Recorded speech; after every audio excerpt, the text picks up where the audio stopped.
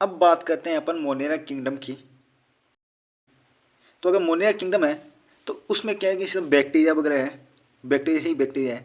इसीलिए क्या है कि इनको कहा है सोल मेंबर ऑफ मोनेरा। फिर क्या है कि अगर बैक्टीरिया के अंदर सेकंड पॉइंट की बात करें तो these are most abundant micro organism. ये बहुत छोटे ऑर्गेनिज्म है और हर जगह मिलने वाले ऑर्गेनिज्म है। और अगर इनकी बात करें हैज ए ग्रुप तो मोस्ट एक्सटेंसिव मेटाबॉलिक डाइवर्सिटी।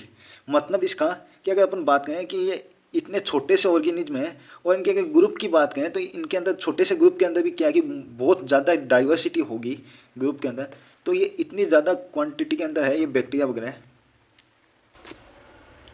अब बात करते हैं अपन इनके बैक्टीरिया के शेप की वगैरह। तो अगर शेप्स की बात करें इनके तो बैक्टीरिया वो क्या है कि चार तरह से हो सकते हैं।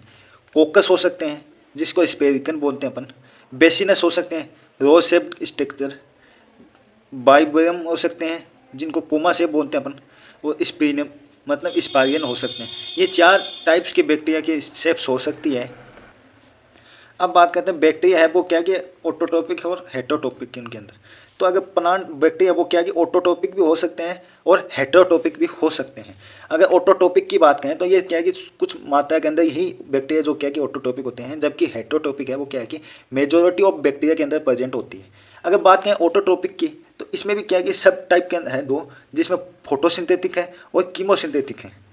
अगर कीमो का बात करें और फोटोसिंथेसिस का मतलब है वो जो प्लांट से बनाएगा अपना सनलाइट से बनाएगा फोटो का मतलब।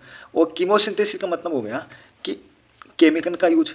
अगर केमिकल का यूज करेंगे तो उसके अंदर की बात करें केमिकल की तो ऑक्सीडेशन ऑफ नाइट्रेट्स, नाइट्राइट और अमोनिया, इनका ऑक्सीडेशन में होती है ये बैक्टीरिया वगैरह। अब बात करते हैं अपन आर की बैक्टीरिया की। अगर आर की बैक्टीरिया की बात करें तो ये क्या है कि कोई सी भी कंडीशन में रह सकते हैं, हर कंडीशन में झेल सकते हैं। ये इजी सी भाषा में कहें तो इतने ये केपेबल होते हैं। तो इसमें जो फर्स्ट पॉइंट है एनसीईआरटी के अंदर दिया होगा वो कि नीव in extreme condition. Extreme condition कौन कौन सी हो सकती है? हेलोफिन्स हो सकती है, थर्मो एसिडोफिन्स हो सकती है, मिथेनोजिन हो सकती है। अगर हेलोफिन की बात करें तो हेनिफिन्स का मतलब होता है कि शांति जगह, और थर्मो एसिडोफिन का मतलब एकदम हॉट एरिया की बात है। और अगर मिथेनोजिन की बात करें तो मिथेनोजिन का मतलब होता है मार्शी एरिया के अंदर। अब इसके अंदर क्या है कि जो आर के बैक्टीरिया एक अलग जगह और होती है जहाँ पे भी प्रेजेंट होता है वो होता है रूमिनेंट गट। रूमिनेंट गट कहाँ होगी? ये होगी केटन्स के अंदर, जो अपन के होते हैं ना डोमेस्टिक एनिमल्स, केटन्स है जिसमें काऊ बफेलो है, उनकी बात है। ये ह्यूमिनेंट गट है जो उसके अंदर क्या करते हैं ये मिथेनोजिन का बनाने में काम आते, मिथेनोजिन करते हैं प्रोडक्शन मिथेनोजिन का। मिथेनोजिन क्या होती है कि मीथेन और बायोगैस प्रोडक्शन में काम आती है, जो क्या है कि अपन काऊ डंग से बनाते हैं या बफेलो डंग से बनाते हैं, इनकी काम आती है बायोगैस मीथेन प्रोडक्शन में। अब अपन क्या है कि थोड़ा सा साइनोबैक्टीरिया के बारे में देख लेते हैं। इनको क्या है कि बीजीए भी बोलते हैं, बिनुग्रीन एनगी भी बोलते हैं इनको। तो जो साइनोबैक्टीरिया है ये क्या है कि नोस्टोक और एनेबिना इनका एग्जाम्पल है। और बुनूम फॉर्मेशन में काम आता है। बुनूम का मतलब होता है कि एक साथ है ना खूब सारी, जैसे अपन कह सकते हैं एक साथ उनकी जनसंख्या बढ़ जाए तो उनका क्या है कि बुनूम हो गया कि बहुत ज़्यादा मात्रा के अंदर हो गई, जो क्या है कि जिन्हें टीनेज सीट्स होती है जिसके अंदर प्रेजेंट। फिर क्या है कि नाइट्रोजन फिक्सेशन में काम आता है ये एक जो साइनोबैक्टीरिया। वो नाइट्रोजन फिक्सेशन कौन करता है? हेट्रोकिस्ट एक सेल है होती है जो वो क्या कहती है इसके अंदर नाइट्रोजन फिक्सेशन का काम करती है। फिर एक है इसमें फोटोसिंथेटिक। ये क्या है कि फोटोसिंथेटिक होते हैं साइनोबैक्टीरिया है वो। अब बात करते हैं रिप्रोडक्शन इन बैक्टीरिया कि बैक्टीरिया है जो रिप्रोडक्शन कैसे करेगा। तो ये तीनों तरीके से दोनों तरीके से कर सकते हैं। सेक्सुअल भी रिप्रोडक्शन कर सकता है और एसेक्सुअल भी रिप्रोडक्शन कर सकते हैं। अगर एसेक्सुअल रिप्रोडक्शन करेगा तो वो क्या है कि मेनली फ्यूजन के द्वारा करेगा और अंडर अनफेवरेबल कंडीशन होगी जब, तो ये स्पोर का फॉर्मेशन भी करने का, स्पोर प्रोड्यूस करके भी अपना ये क्या कि रिप्रोडक्शन करेगा। तो ये था एसेक्सुअल। अगर सेक्सुअल रिप्रोडक्शन की बात करें तो सेक्सुअल रिप्रोडक्शन कैसे करेगा?